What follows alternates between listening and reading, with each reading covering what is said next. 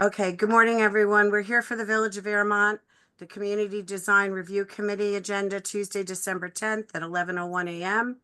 Our first item on the agenda is Route 59 Office LLC, 365 Route 59, for the addition of a 26,428 square foot office space for an amended site plan and chairman's endorsement. Okay, I don't know who wants to start. Rachel, I don't know if you want to lead off where we are or Abe. Suzanne, just one thing, I realize in preparation for this meeting, could you please get us the final resolution that was adopted by the planning board? I have a draft and you will get it as soon as it's finalized and then signed. And also the sign neg deck too. I know. The sign neg deck I can send you. I have that. I just don't have the finalized planning board resolution yet. Okay. Do you want to review John's review letter first? Well, let me interject because there's really not much to review, but so you've received conditional approval from the planning board. Seeker's been resolved, so we've done everything. I only had a few comments left.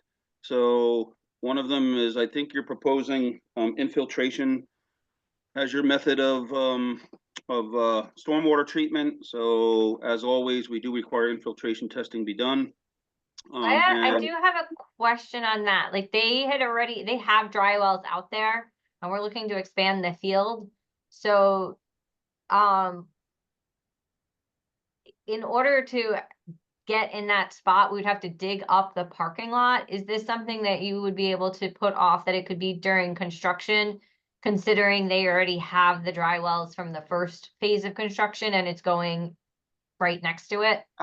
I'm okay with that. The only thing is what level of construction. So when you're 80% built out and find out that you're going to do it and there's a problem, it's too late. So it has to occur relatively early during construction. They're going to have to do it early because they're going to be in that parking lot anyways for all their construction. So it should be a problem on that side. I don't want to dig up the parking lot twice if we can help it. I'd rather do it when they're at digging. Okay, so maybe just a note that prior to any significant site construction, that you will do because we had one, if you recall, where the testing didn't work, and then we had to go back to the drawing table on drainage and so forth. So yeah, that's fine. The drainage maintenance agreement and has not been secured yet, I don't believe, along with the stormwater bond. And the only other comment I had was that so the cost estimate, I didn't see anything in there for actual parking lot.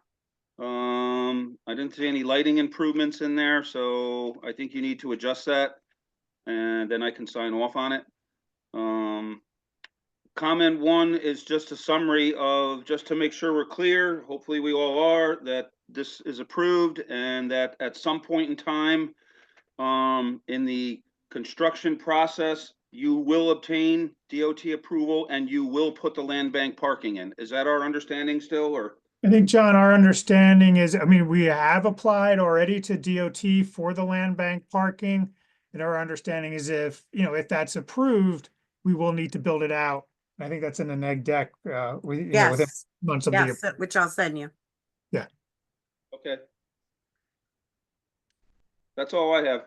I just have to double check when you first started. I don't know if I charged you for the land bank parking spots, which I do need to do. So I will double check and let's send you an email if I have not. I don't recall because this has been in play for about a year. So I'm going to go back. It's not something we do when you build. We do it on the onset because if we're all gone, nobody's going to remember to do it. And I checked that with our attorney. So with Rob Noble, actually, from planning. So I will double check the file on that. This is a quick question on the drainage maintenance agreement. John, is that a form you've provided, or Rachel, are you? Rachel's done a number of them with us, so she has one. I can send it to all of you, the stormwater agreement, and Rachel has to do Schedule A for John to review. He reviews it and then assigns the escrow. Then you fill out the whole form, have Does this signed and one notarized. have a prior agreement that just needs to be amended? If it does, I would say an amendment would be fine. If it doesn't, then we need to do one. Suzanne, can you check if there was There one? is a prior one, but here we go with the issue. Everything is in the prior owner's name. It was never done in the Mr. Hertz name. It's all with Culinary Depot. Everything I have on record is with Culinary Depot, but I will double check because that was an issue before, even when it went to the other owner for the other 365, and I never got assignment of sale documents from that attorney. Okay. Waiting on all of them, but I will double check the file. I know there's an agreement, but I'm pretty sure it's Culinary Depot. It's not the same owner. So, but we'll see what we find. And I think there was some other items that Culinary Depot paid for as well, right, Lou? So these aren't worded in a way that it passes to whoever purchases the properties? I think they are. No, it's not worded that way. It's either we're given a copy of the assignment of sale. So if they purchase the property for $10 and they put $1,000 in for that, then I would need something to show that that $1,000 was part of that $10 agreement of sale. And we don't have anything. So what do you And- need? A copy of the deed? Well, it's not the deed. It would be something showing that all those items were included. Because Culinary Depot tried to get the money back years ago from us. And I said, I can't give the money back unless I get something from the new ownership. And I never got it from the new ownership. I got nothing from the old ownership. So my understanding, because I think at the time it was Amy, I don't remember the attorney. It might have been Amy Mealy. She said she would get it or it would be redone. So I have to look back at the files. Yeah, it was either Ira or Amy. Those were the two dealing with it back Yeah, then. well, Amy is of counsel for Iris, so it's one of them.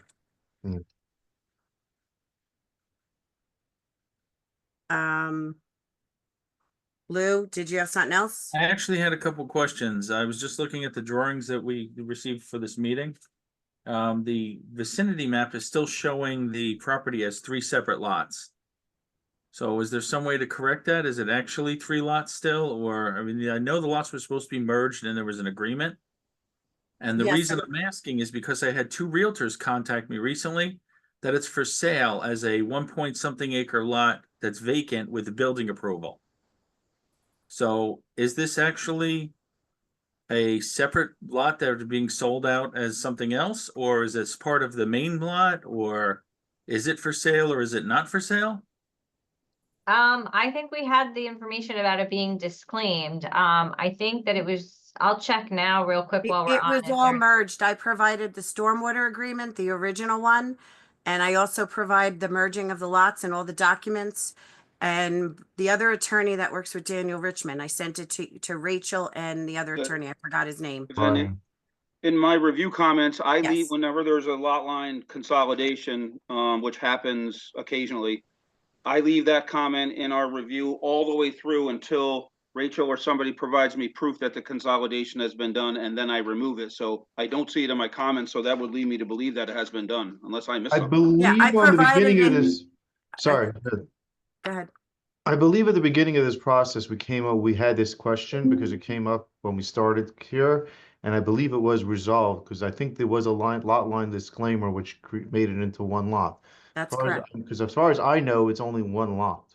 Well, then we have a confused realtor that's selling your 1 lot, vacant lot with no building on it for 3-point-something million dollars. Or do you have Oh, access, that's- Rachel, to the county website? And Yeah, I'm just looking. The county's website doesn't have them separate, but I remember that there was paperwork about it having been merged. I can resend it to everybody. I provided it at I think the second planning board meeting Yeah. because it was brought up or at the first planning board after the CDRC. Yeah. I know I sent it to everyone. I know here in Orange County, when you do a lot line consolidation, it doesn't actually appear on the tax rolls until like the next year. Mm-hmm. So as being, This so, one should have been done years ago.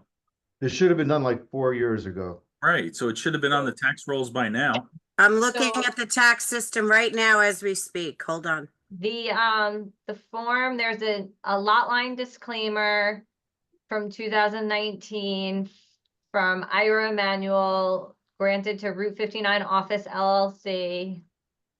Yes, it's one lot. And it's lot 40 lot. is the number that it was given. Yes, 56.9-2-40, disclaimer 2019-9618, and the 3 lots were merged. Well, then you need to talk to the realtor who's listing your property. Yeah, I have nothing to do with that. I'll deliver the message to the owners. I have no clue I'm not involved with that aspect. Okay, then the other question I have is, do we realize that the land bank parking is over a sanitary sewer easement? Yes. Okay, So Mm. the parking can be over an easement. That part is okay. And as we said, we did submit it to DOT and started that. But they just have that any work that's done within the vicinity of the sewer, like the county has to be notified for all the Yeah. construction, and so they can be on you have to site. get you have to get an approval from them and they have to witness it. But Yeah. can we get a copy of the paperwork that you submitted to the DOT so we could add it to the file? Yeah, I'll see if I thought I copied Suzanne, but I'll check. Thank I you. don't recall. You might have, Okay. and I I have know it so all many- blends together. It's okay. Yeah, I have so many emails. Yes.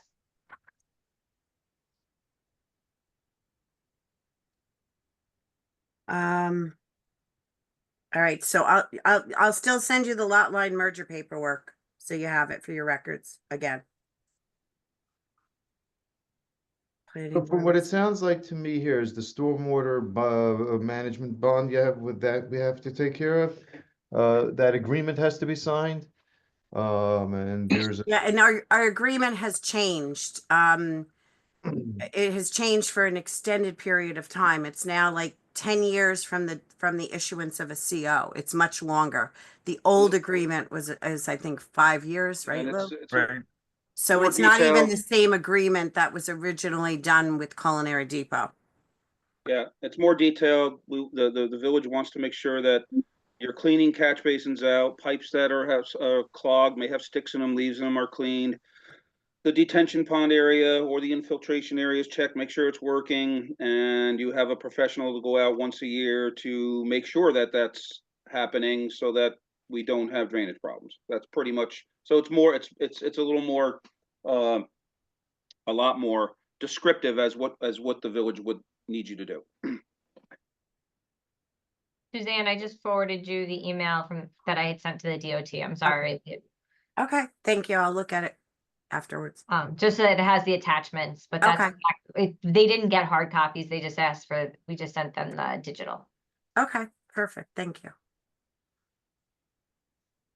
So, Abe, you're gonna talk to whoever about that realtor, and Lou, I don't know where you left it with the realtor. I left it as not being an unfinished lot. So Okay. I told her to check with whoever was listing it because it's not an empty lot with a proposed building. Okay. additional buildings. I don't know what they're getting and what they're going on. I'll speak to them. Yeah. Okay. Yeah, because when she called me, I sent it to Lou because it wasn't my place to say that the lots were merged or whatever, because he's the zoning officer. I'm not. All right, so we'll work on getting all that stuff to everyone. What's my time period table approximately to get the sign from here? I'm saying we need to get this agreement done and from here to get the signed site plan. What's my timetable approximately, if you could know? A couple weeks, but I just want to clarify something. John, did you want that as a map note or in the resolution prior to? If they're okay with it on record here, that they're okay in the resolution to add the note, because basically then it means we don't need to, I'm 100% on the site plan, so that, that infiltration, testing will be completed, very early on, I guess is the best way to describe it, in the building process, and the results provided to the village. So if you're okay with that, we'll just have him add that to the resolution of approval, and then this cost estimate, you're gonna double check, and the drainage, agreement will take care of, and then if that's the case, then I don't need to look at the site plan anymore. Ben, with Rachel, I don't see what the issue should be about having that in the resolution. Or on the site plan, whatever it is, who cares? No, I mean, my only question, I think, you know, I don't know if the language is early in construction or prior to significant site construction. Rachel, if you, I would say the prior to significant site construction sounds good because, I mean, you could put up, so, you know, there's certain things you can do. You could put up your silt fences, you could put in some erosion control, like you can do some stuff, but then as you're getting started, it's going to be early. It's not, we're not waiting until you have a building up and then we're doing drainage. Yeah. We want to do this in the beginning. Yeah, we had, well, Rachel knows, that was Yeah, your oh, yeah. clients, well, it was a big Oh, deal. yeah. The drainage and infiltration may also change the type of footings that you're using in the parking lot area, so you might want to think about that. Yeah, so as I said, there's existing dry wells and Mhm. we're putting ours just adjacent to it, which is why I feel confident that that's what they relied on before. Like we should have good infiltration rates if they were able to do it at that time also. Well, in the parking lot, it's mostly fill. That parking lot's raised. Yeah, so it must, but when they did it, they had to have put in fill that had Mm-hmm. that infiltrates. Right. But we're just going adjacent to that. But yeah, as I said, like if we came in now to do the testing, we would be tearing up the parking lot, you know, an extra time. I mean, we're going to tear it up, but You're gonna need to for the footings. yes, we have to tear it up. But I'd rather do it then. So what's the wording that, what's the term, what's the determination? What's the wording we're gonna put on? What was the words you said, Jan? oh, we said prior to any significant site construction. John, does that work for you? Yes. Fine. And Okay. a copy, provided to the village, right? Yeah, of course, yeah, everything that I head over to the village.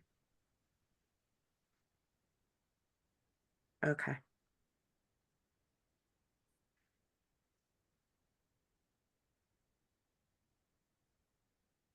Anything else from anybody? Chris, do you have anything? Nothing. Okay. All right, so we'll work on getting all these things done behind the scenes. You don't have to come back to another CDRC, correct? Perfect. Correct. Right, Lou? I don't think so. It's up to John. Nope. No, okay. No. Thank you very much. Okay, thank you. Have a good Thank you, day. everybody. Have a Thanks, nice day. everybody. Thank everybody for your help along the process of this. Okay, you're Have a welcome. wonderful day. You too. Take care. Okay, the next application is the Airmont Coptic Orthodox Cemetery at 51A Airmont Road for the proposed addition of a mausoleum and a proposed amended site plan for the property. So I believe we have a couple people on. I don't know if you want to do an overview, someone wants to do an overview of the project. That's typically what we do on the first CDRC for an item. Well, I know Magna's not on, I guess I can take it. We're proposing to build a mausoleum, a garden mausoleum with 330 casket spaces and 280 cremation niches. And that we'd like to get started with construction as soon as possible, weather permitting. What information does the township need? We did forward a lot of information to Magna and the township. Is there anything else that you would need from us? Good time for me to jump in. So we took a look at your site plan and your environmental assessment form. So I guess I looked everywhere, including the application. I couldn't verify what zone we're in. So- Neither could I, because the county has removed the zones while they're doing an update. Okay, So I couldn't provide it to the applicant to put on the application okay, or anything. So I have to look at the old fashioned way at an old tax map. okay. So comment one is just verifying that this is a use that's permitted in the zone. I would assume since it's an existing cemetery that would be the case, but we still need to verify that. The environmental assessment form, the question I have, the only question, I mean, this is a very small project. It's showing or declaring 0.033 acres of site disturbance for the vaults and the niches, and that equates to about 1,400 square feet. So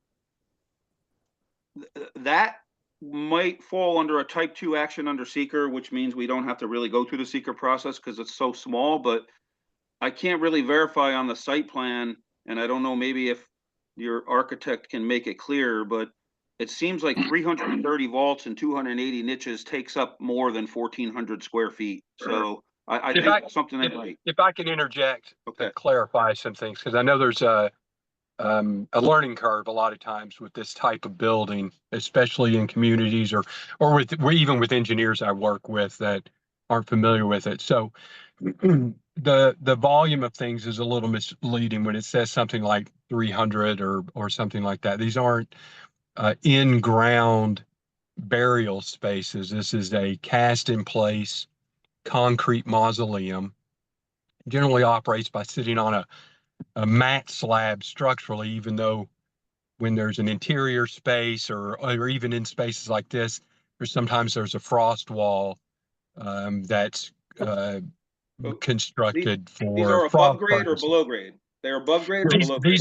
These are all above grade. So what you're talking about 300, there's 6 levels. Each level is about 30 inches high. If you're talking about like crypt to crypt. And when I say a crypt, I mean an entombment for a coffin or a casket, you might think of. A niche is something for an urn, for cremated remains, which is already the final disposition, but some people memorialize it in a cemetery. So you have casketed remains, and then you have inurnments or cremated remains or cremains. Those are all put in this building that is, like I said, cast in place, steel reinforced concrete that is then clad with typically for this type of building, a polished granite of any assorted flavors, right?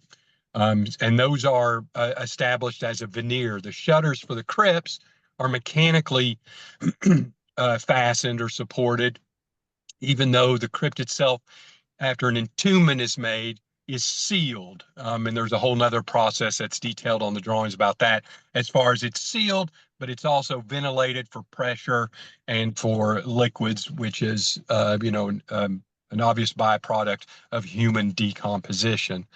This is a standard sort of monumental construction, a building type that's been replicated in your area, several places, several ways. It's industry standard all over the country, so it's not a reinvention of the wheel, but that's sort of the nuts and bolts of how it works in terms of that. So it is a what we call in the business a garden mausoleum, which means there's no interior spaces. You can't walk in. Some of them they'll be made where there's a chapel that is created or any other interior space that's heated and cooled, and you have that sort of thing with exits and doors.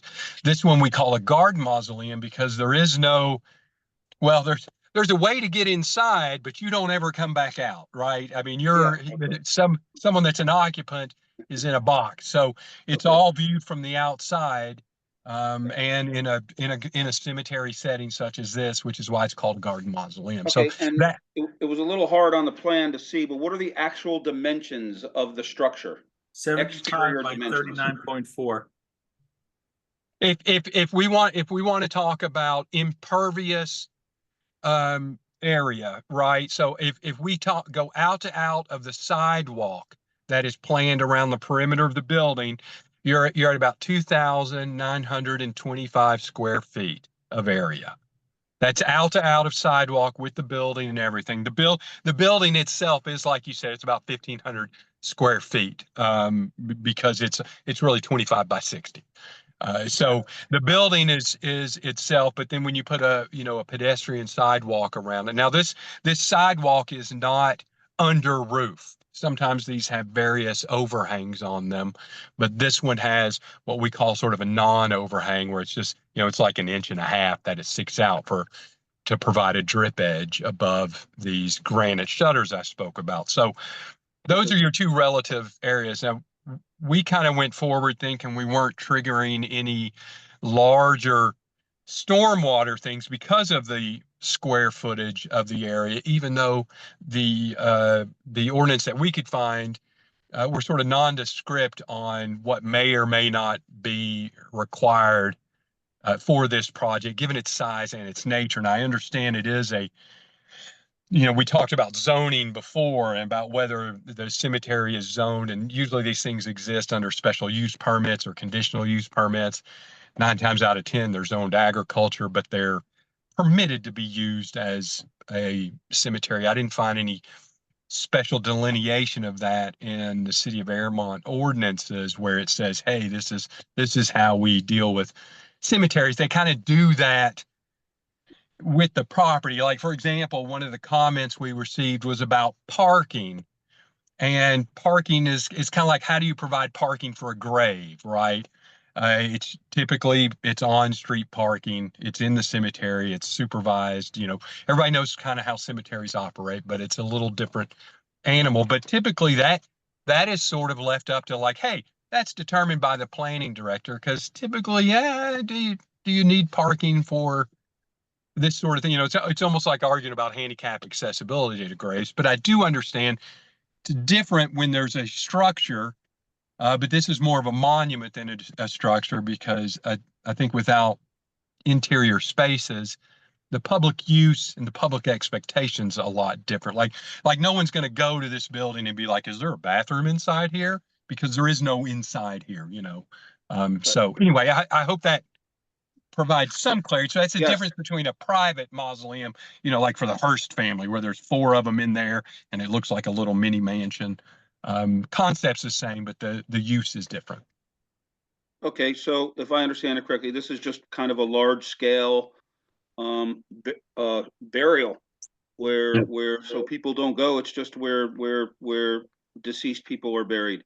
They are. The technical term is they're entombed, because it's an above ground situation. Okay. Even though, without muddying the water, there is a type of this building where you can put like a level below grade, but I'm not going to get into that. So, because it doesn't occur here. But yes, it is.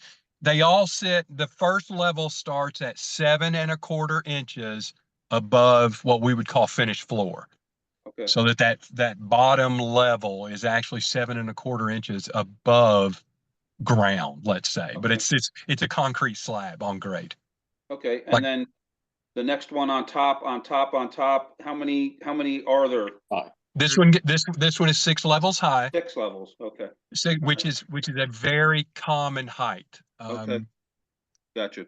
Okay. Scale wise, people can't read up above 6. It becomes difficult, Based on that, I mean, less than 3,000 square feet, this could be considered a type 2 action under seeker. So it's a very minimal site disturbance.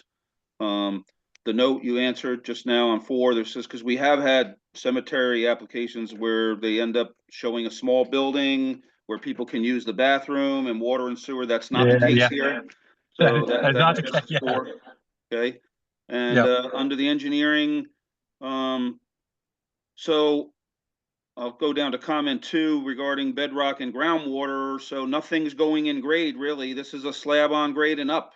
So it doesn't really matter where bedrock and groundwater is, I don't think. Is that what I'm understanding? That is correct. We mitigate groundwater in terms of like frost, right? The mat slab structurally, quote unquote, does it. A soils report will say frost protection unless otherwise provided for. We kind of do a redundancy where we will pour if you want to think about it, a turned down edge with just slurry. It's not actual structural, to prevent water infiltration from coming underneath that mat slab at frost depth. It's a redundancy that we do, once again, because of the nature of this construction being monumental. The idea is this isn't a Burger King that's 20 years. This is a 500-year building. And so that's where that comes into play. So, but you are correct. that's not really a factor with the design and All right. performance of the building. I saw in your notes and whatnot that there is a soil testing uh study that's going to be done, so we're just asking for a copy of that. Okay. And then even though it is a small area of site disturbance, it's probably good at least to throw maybe some silt fence down at the base of where the area is going to be disturbed, to prevent, silt from getting into, wetlands or groundwater or getting off site. So, and I think the cost estimate, I know it's a relatively small number, but there probably should be a little line item for some erosion control and landscaping, even if it's just topsoil seeding and mulching around it, something in there. With there is some sidewalk. So, but in terms of seeker, I think this could be considered a type 2 action. It's very small. As long as there's no use variance, I agree. It sounds like it's under 4,000 square feet, so it falls under sub 9.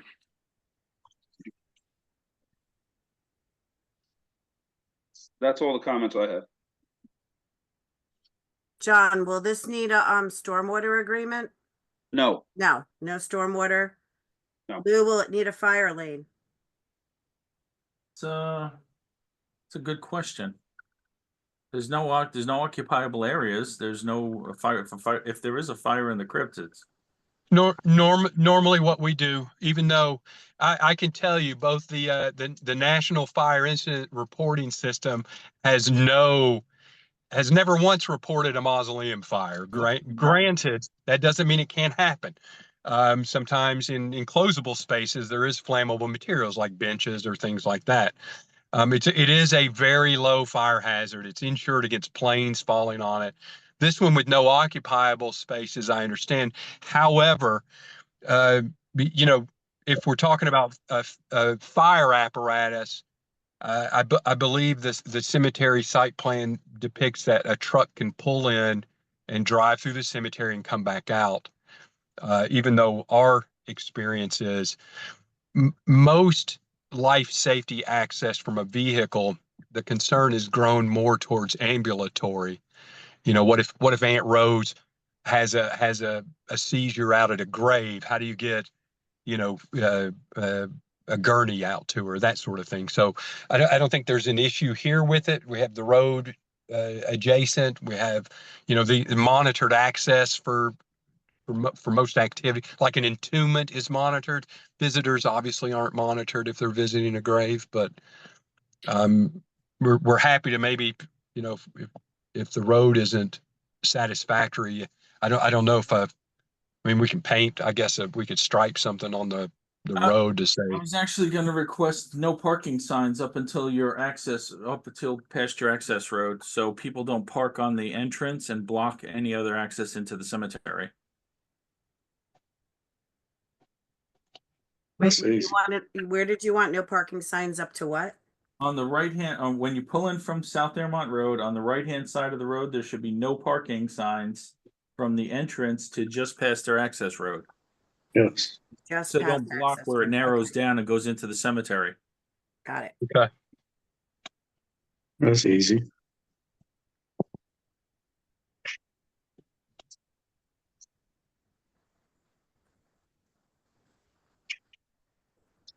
so for me on my end, I mean, this can go to planning. There's no need to come back to CDRC again.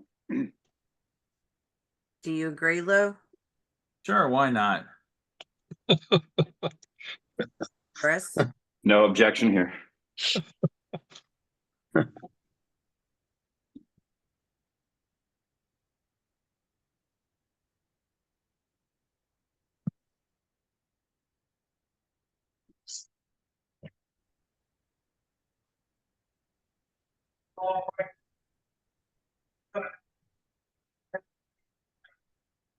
So I guess they'll just have to submit for planning. I'll have to talk to Magna about the dates for planning. You already missed the deadline for January, I believe. I have to look, if not February's meeting. I can't hear who's talking. Yes. Hello? Hi, are you there? Yes. Okay. I didn't know if you had any questions, Magna. No, that's good. All this is good news for us. Thank you. You're welcome. I do have one question. Is this the same congregation that owns the church and the cemetery? Yes. So I was told by the owner of the church that it's a different congregation. No, it was different before, but now we got the same church as a Coptic, but because the church itself is a historic building, so we're not changing anything on this church, but we use it for the Coptic congregation there. Yeah, I was told it was a different Coptic congregation. That's why I'm asking. No, the same one. This is the Coptic all Egyptian Coptic congregation, both sides. We started with buying the church area there first, and then we got the cemetery. So it's all under the same church. Right, so Lou, I just want to clarify, there are no parking spaces, correct? There's no parking lot. No. There's no parking lot. Okay. I might want to answer something to that. When people come into a cemetery, into the funeral, when you have parking and people park next to each other and they're upset and if somebody backs out, they'll back into another car. So normally you try to keep in the cemetery, everybody in the straight line. So as when they leave, everybody can leave and nobody's backing into other cars. We've seen that happen over the years. So in most cases, if there's one or two parking spaces for services at later date, but a big parking lot for people just leads into problems when there's a funeral. I wasn't thinking just for the funerals, though. I'm thinking for the holiday seasons, times of the year, like Easter, Christmas, days when there's going to be a lot of people visiting their dead relatives. It's not a funeral. Mother's Day's a huge one, but I think I think your direction to put the no parking signs is the right one, because then the cemetery sort of has a way to say, hey, the hearse can park here, everybody else has to skedaddle, because it avoids what Gene's talking about, but it also allows the appropriate access to the mausoleum. Correct. Yes. I mean, that access road could fit 5 cars on it, but you know, on a holiday period, I know visiting my relatives at the cemetery on Easter, there's tons of people there. So It does. Yeah, the on-street parking is always good until it's not. So right. I mean, all the cemeteries up here, including where both my parents are buried, all the internal roadways, they do have enough room to pull off. Correct. So that other vehicles can continue to go by, correct? Yeah, this cemetery is wide at the bottom and then it narrows down. It's not wide enough to pass a car. Oh, okay. Just past that access road, it narrows down. Yeah, you have to, like a lot of people do, you pull a little off the road to get out of the way. We have a lot of roads inside that the cars can go around and make a U-turn and come back on the main road. Correct. But we have a lot of roads inside there, up there. My big fear is I don't want to see people see it back up and have people trying to park on South Airmont, because that's a hellacious road. Oh yeah. No. We never do this. Even we have a big funeral a few weeks ago, and it was all on the roads, and they go to the right and make a U-turn inside another road in the back, and then comes to the main road again. So the main road's always open, and they go to the side roads and make a U-turn and goes back to the main street. All right. You know, I'm just a little shell-shocked after the last cemetery we did. So, I mean, they told us we had plenty of roads and plenty of parking, and then they had 10,000 people show up for a funeral. Usually the funeral home assign someone to take care of that, to make sure that everybody parking on the right direction. Got it. Usually they do that. All right, so they're okay to submit for planning board. And the plans are good the way they submitted them. I just want to verify that. Yep, they seem to be.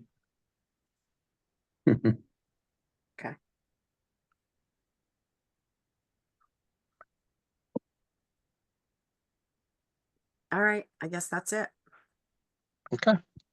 All right, thank you, Thank you, everyone. everybody. Have a good Thanks, time. And everyone. John, thank you for your participation in CDRC for, Thank you, John. Enjoy your years. retirement. okay, Thank you. thank you. Thank All you. right. Thanks. Have a good You have day. a good day. Take Thank care. you, everybody. Thank you. Thank you. Thank you. Thanks. I appreciate it.